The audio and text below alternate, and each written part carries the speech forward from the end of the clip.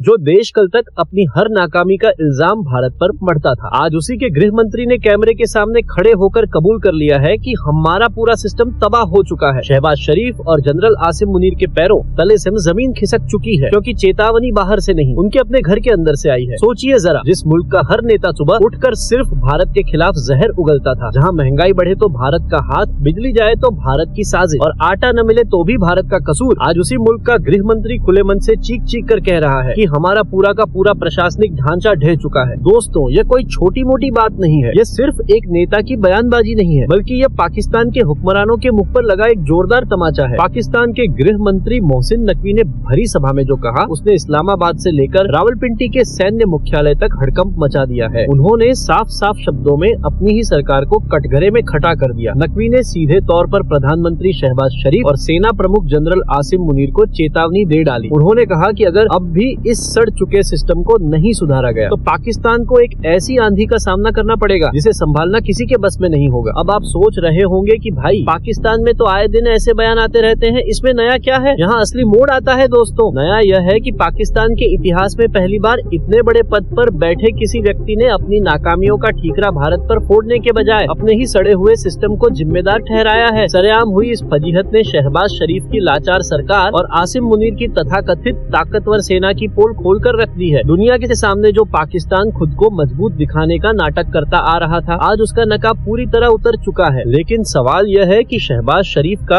अपना ही गृह मंत्री खुलकर उनके खिलाफ क्यों बोल रहा है? क्या रावलपिंडी के जनरलों की नींव अंदर से हिल चुकी है, या इसके पीछे कोई बहुत बड़ा अंदरूनी खेल है? इस सवाल का जवाब समझने के लिए हमें पहले उस इंसान को समझना होगा जिसने सत्ता के गलियारों में यह धमाका किया है, मोहसिन नकवी। मोहसिन नकवी पाकिस्तान की राजनीति में कोई मामूली या विपक्ष के नेता नहीं है। यह वही शख्सियत है जो देश का दत्ता बचे राज्य पंजाब के कार्यवाहक मुख्यमंत्री रह चुके हैं। इस समय पाकिस्तान के गृह मंत्री हैं और साथ ही साथ पाकिस्तान क्रिकेट बोर्ड यानी पीसीबी के चेयरमैन की कुर्सी भी इन्हीं के पास है। यानी सरकार, प्रशासन और देश के सबसे अमीर खेल बोर्ड, तीनों की कमान इनके हाथों में है। लेकिन इससे भी बड़ी बात यह है कि मोहसिन नकवी को पाकिस्तान की असली ताकत यानी रावलपिंडी में बैठे सैन्य जनरलों का बेहद करीबी और वफादार माना जाता है। अब जरा सोचिए, जब फौज का सबसे चहेता बंदा ही कैमरे पर आकर कहे कि हमारा पूरा सिस्टम तबाह हो चुका है, तो इसका सीधा मतलब है कि पानी अब सिर से बहुत ऊपर जा चुका है। अब आप सोच रहे होंगे कि जब नकवी खुद इस सरकार के इतने बड़े ताकतवर हिस्से हैं, तो फिर वे अपने ही आकाओं पर उंगली क्यों उठा रहे हैं? दोस्तों, यहाँ आपको पाकिस्तान की राजनीति का असली और कड़वा सच समझना पड़ेगा। पाकिस्तान में जो सरकार आप टीवी पर देखते हैं, वह सिर्फ एक मुखौटा है जिसे दुनिया की नजरों में लोकतांत्रिक सरकार कहा जाता है। लेकिन पर्दे के पीछे से इस पूरी कठपुतली सरकार की डोर सेना प्रमुख जनरल आसिम मुनीर के हाथ में होती है। प्रधानमंत्री शहबाज शरीफ तो बस कुर्सी पर बैठे एक मोहरे हैं। इस मिले जुले यानी हाइब्रिड मॉडल का सच ये रहा है कि जब भी देश में कोई बड़ी नाकामी होती है तो सेना सारा दोष नेताओं पर मढ़ देती है और नेता अपनी नाकामी छिपाने के लिए एक दूसरे से लड़ते रहते हैं। लेकिन यहाँ असली मोड़ आता है। इस बार मामला सिर्फ राजनेताओं की खींचातान का नहीं है। मोहसिन नकवी का यह सार्वजनिक बयान साफ इशारा कर रहा है कि अब इस कठपुतली खेल की डोर टूटने लगी है। पाकिस्तानी हुकूमत के भीतर घबराहट और अंदरूनी बगावत की आग भड़क चुकी है। जब सेना का ही भेजा हुआ नुमाइंदा सार्वजनिक रूप से यह मानने लगे कि व्यवस्था पूरी तरह से चरमरा गई है, तो इसका मतलब है कि देश के हालात अब रावलपिंडी के जनरलों के नियंत्रण से भी बाहर हो रहे हैं। वे जानते हैं कि अगर अवाम का गुस्सा सड़कों पर फूटा तो न शहबाज शरीफ की कुर्सी बचेगी और न ही जनरल आसिम मुनीर की वर्दी की साख।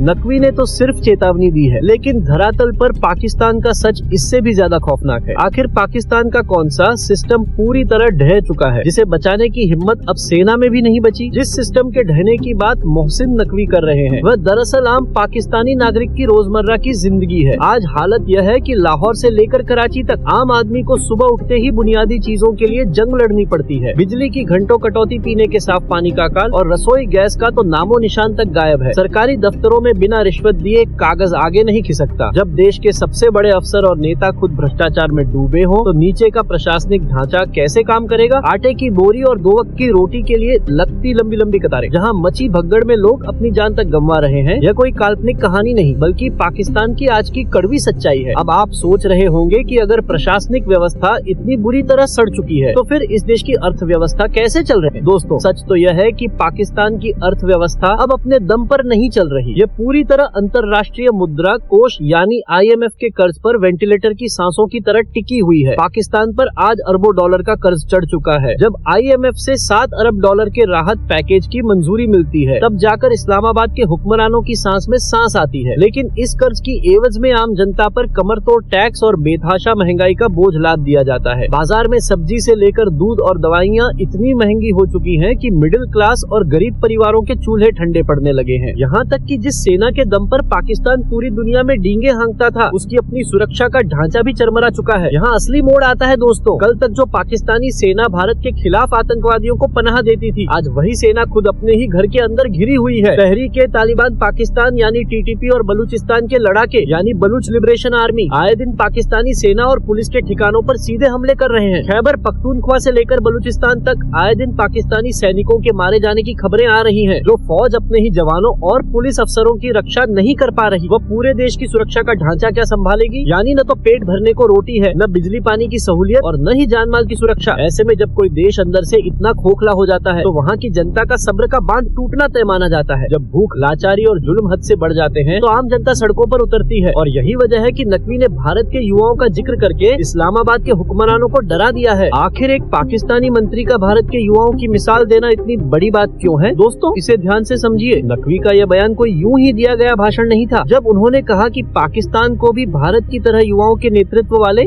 बड़े आंदोलनों का सामना करना पड़ सकता है, तो वह सीधे सीधे इस्लामाबाद और रावलपिंडी में बैठे अपने ही आकाओं को आईना दिखा रहे थे। भारत में आज युवा अपनी काबिलियत, तकनीक और नई सोच के दम पर देश की तरक्की की नींव रख रहे हैं, जबकि दूसरी तरफ पाकिस्तान में हालात बिल्कुल उल्टे हैं। अब आप सोच रहे होंगे कि पाकिस्तान के नेताओं को अपने ही देश के युवाओं से इतना डर क्यों लग रहा है? यहाँ असली आंकड़ा आपकी आंखें खोल देगा। दोस्तों, पाकिस्तान की आबादी का 60% से भी ज्यादा हिस्सा युवा पीढ़ी का है। सोचिए, जिस देश के पास इतनी बड़ी युवा आबादी हो, वह दुनिया में बहुत आगे निकल सकता है। लेकिन बदकिस्मती से पाकिस्तान के हुक्मरानों ने अपनी इस युवा पीढ़ी को क्या दिया? न हाथ में रोजगार दिया, न बेहतर शिक्षा, न बुनियादी सुविधाएं और न ही कोई सुरक्षित भविष्य। नतीजा यह है कि आज पाकिस्तान का पढ़ा लिखा नौजवान देश छोड़कर भागने पर मजबूर है, और जो देश के अंदर फंसे रह गए हैं, उनके दिलों में अपनी ही सरकार और सेना की नीतियों के खिलाफ भयंकर गुस्सा भरा पड़ा है। इस गुस्से में घी डालने का काम किया है पाकिस्तान की राजनीति और सोशल मीडिया के दौर में पली बढ़ी नई पीढ़ी यानी जेनजी की सोच ने। यह युवा पीढ़ी अब पुराने राजनेताओं और रावलपिंडी के जनरलों की घिसी पिटी बातों में नहीं आने वाली। जब हालिया चुनाव हुए, तो इन्हीं युवाओं ने सेना के तमाम दबावों को दरकिनार करके अपने मनपसंद नेताओं के पक्ष में वोट दिया था। लेकिन जब नतीजे बदले गए, तो युवाओं का बचा कुचा भरोसा भी इस सिस्टम से हमेशा के लिए उठ गया। रावलपिंडी के सैन्य मुख्यालय को सबसे बड़ा डर इसी बात का सता रहा है। उन्होंने अपने पड़ोस में देखा है कि कैसे श्रीलंका में जब जनता और युवाओं का गुस्सा फूटा, तो राष्ट्रपति भवन तक पर लोगों का कब्जा हो गया। उन्होंने बांग्लादेश के हालिया इतिहास को भी देखा है कि कैसे युवाओं की आंधी ने पूरी सत्ता का तख्ता पलट कर दिया। पाकिस्तान के जनरल अच्छी तरह जानते हैं कि अगर उनकी 60% युवा आबादी इसी तरह सड़कों पर उतर आई, तो सेना की बंदूकें और टैंक भी इस जनसैलाब को नहीं रोक पाएंगे। लेकिन क्या जनरल आसिम मुनीर की बंदूकें और शाहबाज शरीफ की पुलिस इस भड़कती आग को शांत कर पाएगी, या पाकिस्तान एक नए गृह युद्ध की कगार पर खड़ा है? जब कोई तानाशाह या सैन्य कमांडर अपनी जनता के गुस्से से डर जाता है, तो उसका पहला हथियार होता है दमन और पाबंदी। आज पाकिस्तान में जनरल आसिम मुनीर ठीक यही कर रहे हैं। सच्चाई को बाहर आने से रोकने के लिए टीवी चैनलों पर कड़ी सेंसरशिप लगा दी गई है। पत्रकारों को धमकियां दी जा रही हैं, तो कई स्वतंत्र पत्रकारों को रातों रात गायब कर दिया गया है। जब भी सड़कों पर कोई बड़ा प्रदर्शन होने लगता है, तो पूरे शहर में इंटरनेट बंद कर दिया जाता है। सोशल मीडिया प्लेटफॉर्म्स को ठप कर दिया जाता है, ताकि आम जनता की आवाज देश के बाहर न पहुंच सके। विपक्ष के नेताओं को जेलों में ठूंस दिया गया है और अदालतें लाचार बनकर तमाशा देख रही हैं। अब आप सोच रहे होंगे कि अगर इतना खौफ है, तो फिर जनता चुप क्यों नहीं बैठ जाती? क्यों लोग अभी भी विरोध कर रहे हैं? दोस्तों, यहीं पर असली मोड़ आता है। जनरल मुनीर और उनकी सेना यह भूल रही है कि आज का दौर 60 या 70 के दशक का दौर नहीं है। इंटरनेट और डिजिटल क्रांति के इस जमाने में आप किसी देश की आवाज को हमेशा के लिए बंद नहीं कर सकते। जब मुख्य धारा का मीडिया खामोश कर दिया जाता है, तो लोग VPN और दूसरे डिजिटल रास्तों से अपनी बात दुनिया तक पहुंचा देते हैं। लेकिन इससे भी बड़ी बात यह है कि डर की एक सीमा होती है। जब किसी इंसान के पास खोने के लिए कुछ बचता ही नहीं, न घर में अनाज, न हाथ में काम और न बच्चों का कोई भविष्य, तो फिर बंदूक का डर भी बेअसर हो जाता है। आज पाकिस्तान का आम नागरिक सेना की उस तथाकथित ताकत से डरा हुआ नहीं है, जिसके दम पर रावलपिंडी दशकों से हुकूमत करता आया है। जनरलों का जो खौफ कभी पाकिस्तानी समाज में छाया रहता था, वह पूरी तरह खत्म हो चुका है। ऐसे में सवाल उठता है कि आगे क्या होगा? क्या जनरल आसिम मुनीर देश में औपचारिक रूप से फिर से मार्शल लॉ लगा देंगे, या फिर यह पूरा मुल्क ताश के पत्तों की तरह बिखर जाएगा? विशेषज्ञों का मानना है कि अगर सेना सीधे तौर पर सत्ता अपने हाथ में ले भी लेती है और खुला मार्शल लॉ लगा देती है, तो भी वो पाकिस्तान की बदहाली को दूर नहीं कर सकती, क्योंकि बंदूक के जोर पर लोगों को डराया तो जा सकता है, लेकिन खाली पेट नहीं भरा जा सकता। सेना के पास न तो आर्थिक बदहाली से निपटने का कोई हल है और न ही अंतर्राष्ट्रीय बिरादरी से मिलने वाली कोई जादुई मदद। यानी स्थिति चाहे जो भी हो, पाकिस्तान की मौजूदा व्यवस्था अब अपनी आखिरी सांसें ले रही है। अगर तुरंत कोई बड़ा प्रशासनिक सुधार नहीं हुआ तो यह देश एक ऐसे अराजक मोड़ पर पहुंच जाएगा जहां से वापसी का कोई रास्ता नहीं होगा। पाकिस्तानी सत्ता भले ही अंदर से सड़ चुकी हो, लेकिन भारत के लिए एक बिखरता और लाचार पाकिस्तान राहत की खबर है या एक बहुत बड़ा खतरा। अब आप सोच रहे होंगे कि भाई अगर पड़ोसी का घर जल रहा है तो हमें राहत महसूस करनी चाहिए या सतर्क हो जाना चाहिए। यहाँ असली मोड़ आता है दोस्तों। पहली नजर में तो ऐसा लगता है कि जो मुल्क दिन रात भारत का बुरा चाहता था, उसका खुद तबाह होना भारत के लिए एक अच्छी खबर है। लेकिन जियोपॉलिटिक्स का एक सीधा सा नियम है, एक अस्थिर, बदहाल और बेकाबू पड़ोसी किसी भी देश के लिए सबसे बड़ा सिरदर्द बन सकता है। जरा सोचिए, पाकिस्तान कोई आम देश नहीं है। यह परमाणु हथियारों से लैस एक ऐसा मुल्क है जहाँ सरकार कमजोर है